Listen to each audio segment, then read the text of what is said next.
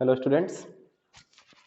तो last video में हमने फर्स्ट कॉलिगेटिव प्रॉपर्टी अपनी जो थी relative lowering of vapour pressure उसको कर लिया था। तो अब अपन आते हैं नेक्स्ट कॉलिगेटिव प्रॉपर्टी जिसका नाम है एलिवेशन इन बॉइलिंग पॉइंट। तो जैसे मैं इस कॉलिगेटिव प्रॉपर्टी को शुरू करूं उससे पहले सबसे पहले मैं आपको एक चीज दिखाने बताने वाला हूं जिसका नाम है बॉइलिंग पॉइंट किसे कहते हैं। इन जनरल तो हम आज तक ये सुनते आए हैं या फिर ये जानते होंगे आप कि बॉइलिंग पॉइंट मतलब क्या हो गया कि जिस टेम्परेचर के ऊपर जब कोई लिक्विड बॉईल होता है तो उस टेम्परेचर को आप बॉइलिंग पॉइंट कहते हैं। ठीक है, इन जनरल समझने के लिए ये डेफिनेशन ठीक है, पर केमिस्ट्री में बॉइलिंग पॉइंट की डेफिनेशन होती है the temperature at which vapour pressure and atmospheric pressure become equal, that temperature is known as a boiling point of any liquid.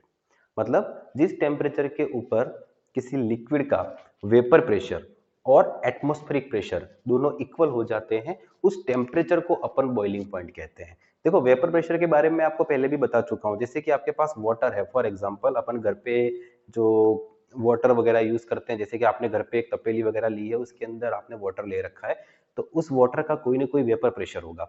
मतलब जैसे कि मान लो वाटर का वेपर प्रेशर अभी इतना है और एटमॉस्फेरिक प्रेशर है वो भी इतना है। एटमॉस्फेरिक प्रेशर मतलब क्या है कि ये एटमॉस्फेयर जो हमारे ऊपर प्रेशर लगा रहा है उसको अपन कहते हैं एटमॉस्फेरिक प्रेशर। तो मान लो ये है एटमॉस्फेरिक प्रेशर, ये है वाटर का वेपर प्रेशर। अब जैसे जैसे आप उस वाटर को हीट करते हो तो ऑन हीटिंग उस वाटर का वेपर प्रेशर धीरे धीरे क्या होगा, बढ़ेगा। और जब इस वाटर का वेपर प्रेशर बढ़ते बढ़ते एटमॉस्फेरिक प्रेशर के इक्वल आ जाएगा उस टेम्परेचर पर वो लिक्विड जो है वो क्या हो जाएगा, बॉइल। मतलब जिस टेम्परेचर पर उस लिक्विड का वेपर प्रेशर एटमॉस्फेरिक प्रेशर के इक्वल हो जाता है उस टेम्परेचर को अपन क्या कहते हैं, बॉइलिंग पॉइंट। और अपनी जो कॉलिगेटिव प्रॉपर्टी है उसका नाम क्या है, इलिवेशन इन बॉइलिंग पॉइंट। इलिवेशन इन बॉइलिंग पॉइंट का मतलब बॉइलिंग पॉइंट का इंक्रीज हो जाना। देखो, फर्स्ट कॉलिगेटिव प्रॉपर्टी अपन ने जो पढ़ी थी वो थी relative lowering of vapour pressure. क्या होता है कि जब भी आप किसी लिक्विड के अंदर नॉन वोलेटाइल सॉल्यूट को ऐड करते हो तो नॉन वोलेटाइल सॉल्यूट को ऐड करने पर उस लिक्विड का जो वेपर प्रेशर होता है वो क्या हो जाता है, कम। उसी को अपन कहते हैं relative lowering of vapour pressure. ठीक है, तो उसको हम बॉइलिंग पॉइंट के एलिवेशन के साथ कैसे ऐड करेंगे उसको समझना है। ठीक है, मैं आपको एक जनरल एग्जांपल देके समझाता हूँ, इधर समझना। जैसे कि अपन घर पे चाय बनाते हैं, ठीक है ना।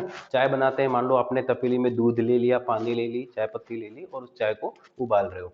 जब उबाल रहे हो तो चाय आपकी जब उबलेगी वो कब उबलेगी, कब बॉईल होगी, जब उसका वेपर प्रेशर एटमॉस्फेरिक प्रेशर के क्या हो जाएगा, बराबर। तब वो आपकी जो चाय है वो बॉईल होने लग जाएगी। पर उस बॉइल्ड चाय में जैसे आप ऊपर शुगर डाल दोगे 2-3 चम्मच, जैसे 2-3 चम्मच शुगर डालोगे वो जो चाय उबल रही थी वो वापस नीचे आ जाएगी।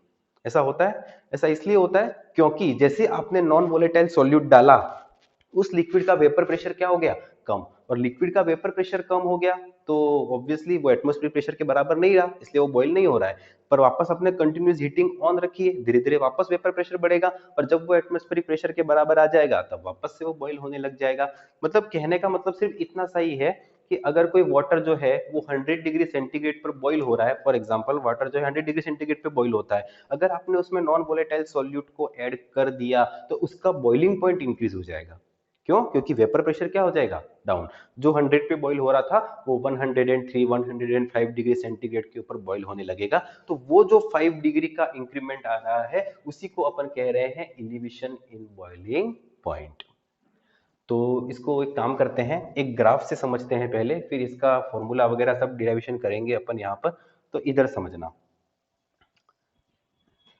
यहाँ पर क्या कर लिया मैंने, ये मैं ले लेता हूँ, यहाँ पर मैं ले रहा हूँ वेपर प्रेशर। ठीक है, यहाँ पर मैं ले रहा हूँ वेपर प्रेशर और ये ऊपर जो मैंने यहाँ पर लाइन ड्रॉ की है वो है मेरा एटमॉस्फेरिक प्रेशर। कौन सा प्रेशर है, एटमॉस्फेरिक प्रेशर।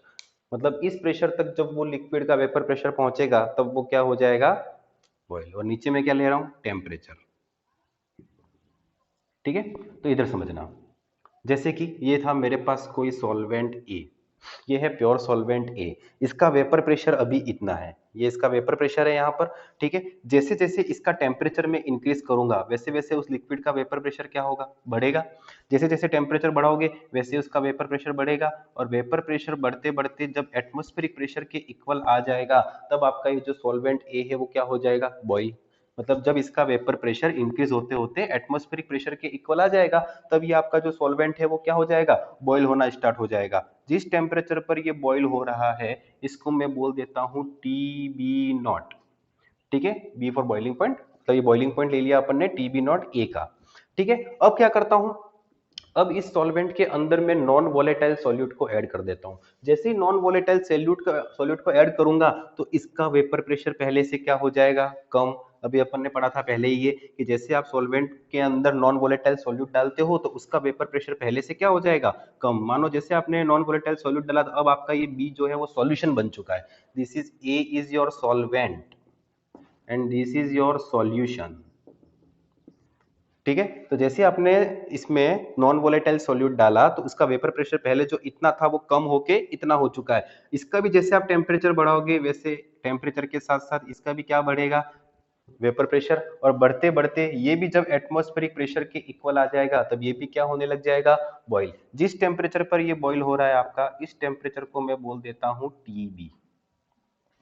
ठीक है, तो पहले जो टेम्परेचर था और अब जो टेम्परेचर है इनका जो डिफरेंस है इसको मैं बोल देता हूं डेल्टा टीबी। और यही डेल्टा टीबी जो है वो है आपका एलिवेशन इन बॉइलिंग पॉइंट। ठीक है, ये जो है यहाँ पर इतना जो डिफरेंस आ रहा है आपका वो क्या है, वेपर प्रेशर में जो कमी आ रही है वो डेल्टा पी आपका। यस और नो। और राउल्स लॉ भी हमने पढ़ा है और सारी चीजें पढ़ी है। तो इस ग्राफ को देख के हम समझ सकते हैं कि पहली चीज that delta P is directly proportional to delta TB। Yes और नो। क्यों, क्योंकि जितना वेपर प्रेशर कम होगा, आप जैसे सॉल्यूट ऐड करोगे तो वेपर प्रेशर कम होगा यहाँ पर सॉल्वेंट का, जितना वेपर प्रेशर ज्यादा कम होगा उतना ये गैप भी आपका क्या आएगा, ज्यादा। तो delta p is proportional to delta TB and according to Raoult's law, according to Raoult's law, Raoult's law हमें क्या बताता है कि वेपर प्रेशर में जो डिक्रीमेंट आता है डेल्टा पी वो किसके प्रोपोर्शनल टू है, मोल फ्रैक्शन ऑफ सॉल्यूट। जितना सॉल्यूट डालोगे उतने वेपर प्रेशर के अंदर ज्यादा कमी आएगी। मतलब वही बात, चाय जब आपकी उबल रही है आप जितनी शुगर ज्यादा डालोगे उतनी ज्यादा देर तक वो चाय जो है वो आपकी नीचे बैठी हुई रहेगी। मतलब delta p is proportional to क्या हो गया, एक्स बी। सो मैं क्या लिख सकता हूं, मैं लिख सकता हूं that delta TB is proportional to XB. Yes और नो, क्योंकि ये दोनों प्रोपोर्शनलिटी में है, ये दोनों प्रोपोर्शनलिटी में है, तो delta TB is proportional to क्या हो गया, एक्सबी। एक्सबी मतलब क्या है, बी के mole fraction, mole fraction of B. अब क्या करते हैं, प्रोपोर्शनलिटी का साइन हटाते हैं तो delta TB is equal to नया कांस्टेंट मैंने लगा दिया यहाँ पर एक के एक्सबी। फिर वही चीज जो अपन अब तक सॉल्व करते हुए आए हैं, इस X B mole fraction of B को अपन फर्दर सॉल्व करेंगे तो delta T B is equal to K, और मोल फ्रैक्शन ऑफ बी मतलब क्या हो गया, number of moles of B divided by total moles of solution. ठीक है, अब नंबर ऑफ मोल्स को कैसे सॉल्व करेंगे, प्रीवियस वीडियो में अपन ने किया इस तरह का सॉल्यूशन, आप देख सकते हो। ये हो गया W B upon M B divided by ये क्या हो गया, W A upon M A plus W B upon M B. ठीक है, फिर यहां पर अपन ने एक स्टेटमेंट लगाया था for very dilute solution, for very dilute solution. जब डाइल्यूट सॉल्यूशन होगा बहुत, तब क्या होगा, मैंने आपको पहले बताया था कि सॉल्यूट का अमाउंट बहुत कम होगा, तो W B upon M B is very very less than W A upon M A. तो अपन क्या कर लेंगे, इस जो टर्म है आपकी इसको अपन क्या मान लेंगे, नेग्लिजिबल। क्या मान लेंगे, नेग्लिजिबल। जैसे इसको नेग्लिजिबल मान लोगे, अब आपके पास क्या बचा, इधर देखना, delta T B is equal to K W B upon M B multiply by ये एम ए ऊपर चला जाएगा, M A upon W A. यहां तक कोई दिक्कत नहीं है आपको। अब मैं क्या कर रहा हूं, ये जो मोलर मास ऑफ सॉल्वेंट है उसको मल्टीप्लाई कर रहा हूं किसके साथ, के के साथ। इन दोनों को मल्टीप्लाई करके मैं एक नया कांस्टेंट देने वाला हूं। यहां समझना, इसको मैं आगे यहां पर कंप्लीट कर रहा हूं। तो जैसे आप उसको के साथ मल्टीप्लाई करोगे तो यहां पर एक नया कांस्टेंट आ गया के बी। ठीक है, और के बी, और देखो यहाँ क्या चीज बची, W B upon M B multiply by W A. ये किसका फॉर्मूला है आपको याद है, फर्स्ट क्लास अपनी पार्ट फर्स्ट के अंदर सॉल्यूशन के अंदर मैंने आपको पढ़ाई थी मोलेलिटी, और मोलेलिटी का फॉर्मूला था WB upon MB multiply by WA, weight of solvent लेते थे अपन जहां पर। तो ये जो पूरी टर्म जो यहाँ पर बची, अब वो क्या हो गई, मोलेलिटी Kb डॉट m। तो अपने पास एक रिलेशनशिप आ गया, delta TB is equal to Kb dot m, m for molality. And Kb क्या है, Kb जो है आपका वो molal elevation constant, molal elevation constant, ठीक है। इसका एक और नाम है, इसको बोलते हैं इब्लियोस्कोपिक कांस्टेंट। क्या बोलते हैं, इब्लियोस्कोपिक कांस्टेंट। किसको, केबी को, ठीक है। तो डेल्टा टीबी क्या है आपका, elevation in boiling point is equal to क्या आ गया, केबी डॉट एम। आपके जब न्यूमेरिकल्स आएंगे एग्जाम में तो केबी की वैल्यू जो होगी वो आपको गिवन होगी, और एम क्या है आपकी, स्मॉल एम जो है यहाँ पर वो क्या है, मोलेलिटी। एम स्मॉल एम जो दे रखा है आपको वो क्या है यहाँ पर, मोलेलिटी, ठीक है। अब क्या करते हैं अपन को, तो वही एम बी वाला मतलब मोलिकुलर मास ऑफ सॉल्यूट का फॉर्मूला डिराइव करना है। तो delta T B is equal to K B dot M है। इस मोलिलिटी के फॉर्मूले को मैं वापस से लिख देता हूं, delta T B is equal to K B multiply by W B upon M B multiply by W A. और अगर आप इस वेट को ग्राम में लेते हो तो फिर किलोग्राम में कन्वर्ट करने के लिए किससे मल्टीप्लाई करोगे, 1000 से। अब आपको क्या चाहिए, एम बी का फॉर्मूला चाहिए, तो M B is equal to क्या हो जाएगा, M B is equal to इधर, तो डेल्टा टी बी कहाँ चला जाएगा, इधर, तो K B divided by delta T B, ये हो गया आपका डब्ल्यू बी, नीचे आ गया W A multiply by 1000। So this is the formula to calculate molecular mass of solute। तो बहुत ही सिंपल था ये एलिवेशन इन बॉइलिंग पॉइंट। तो इसमें क्या क्या चीजें ध्यान रखनी है, देखो बहुत सिंपल सी चीज है। एलिवेशन एंड बॉइलिंग पॉइंट आपसे इतना ही कहना चाह रहा है कि जब टेम्परेचर, जब आप किसी नॉन वोलेटाइल सॉल्यूट को डालते हो ना, तो उस लिक्विड का बॉइलिंग पॉइंट इंक्रीज हो जाता है।